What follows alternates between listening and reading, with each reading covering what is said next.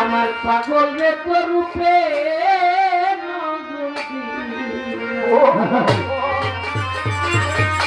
আজ আমি কেমন যাব হইলাম রে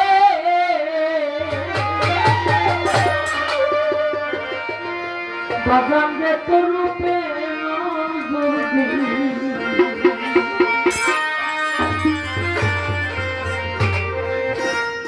সাটুরিয়া কালুসা বাবা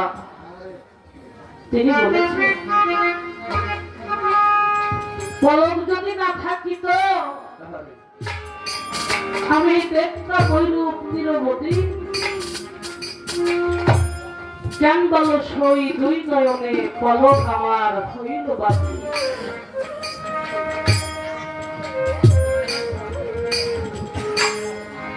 যারা বন্ধুকে হারাইছেন তাদের জন্য তো দিচ্ছিলেন যারা আমার জুলেখা মার সন্তান জুলেখা মায়ের ভক্ত তাদের বাগান যাচ্ছে বাবা শূন্য শূন্যর জায়গাতে পূর্ণ করার জন্য আপনাদের মতো সাধু গুরুদেরকে ডাকা হয়েছে জিটকা শরীফের হযরত দেওয়ান শাহ বাবা জান আব্দুর রশিদ চিশতি তিনি বলেছেন যেথায় বসে শুনি আমার বন্ধুর কথা আমি যাইয়া বসি না সেখানে ওরে আমার শোনা কথাই প্রাণ জুড়াই না তারে আমি কেন বাবাইছিলাম রে আমার নিষ্ঠুর বন্ধু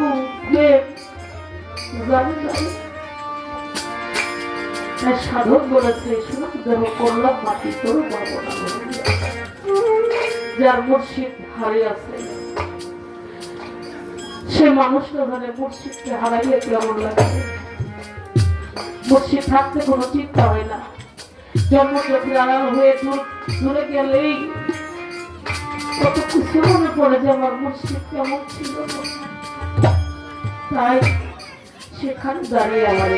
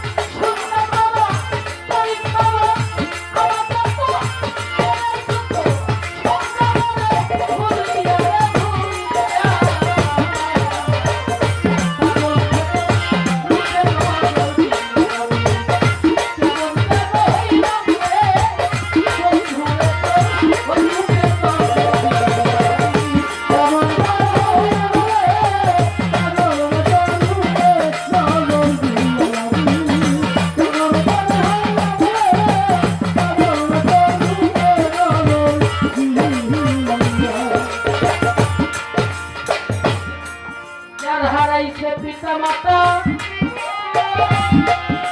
সে যে এতিম হইয়া গেছে জোরের ভাই হারাইয়া কেউ ভাই মজার বাইরে খুঁজে ডালে ডালে জগতে ভাইয়ে যাবে ভাইয়ে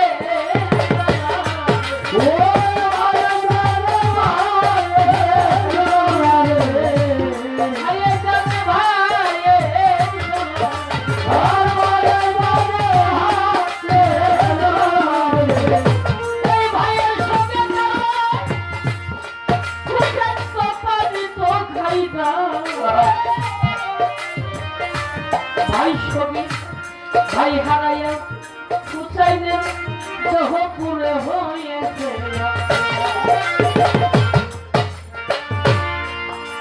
ভাই যে তোমার কেমন ভক্ত যারা আছে সেই তো বুঝে না ভাই যেন হারাইলে কেমন কেমন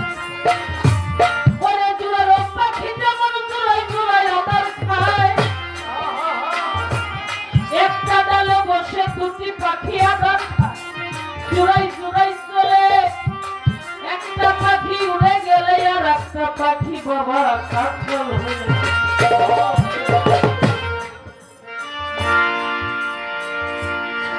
মায়ের পেটের ভাই হইলে হয়ে যায় বেসাদেরও ভাই তরিকতের ভাই আমার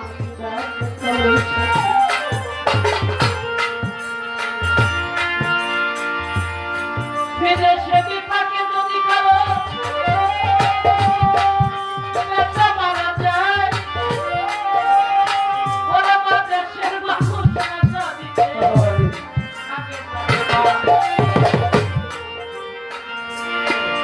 বিদেশে বিপাকে যদি কারো পেশা মারা যায় দেশের মানুষ না জানি মায়ের সাথে সৎকারে নারের সব পক্ষ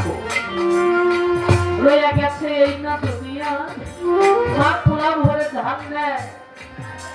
কাকড়ে খাওয়ায় আর কাককে বলে কাক আমার বুকের মানিক দূরদেশে আছে তুই উদর করে খেয়ে যা আমার কানে তুই ভালো একটা সম্পদ দিয়ে যা আমার বুকের মালিক যদি ভালো আজকে আমার আইনাম চান আমার আইনাম সাধু তার জন্ম দুঃখী মাকে হারাইছে সে বুঝে তার মাকে হারানোর যোগ্য না জগতে যার হারায় নাই সে কখনো বুঝে না আমার জ্বালা জুড়াই না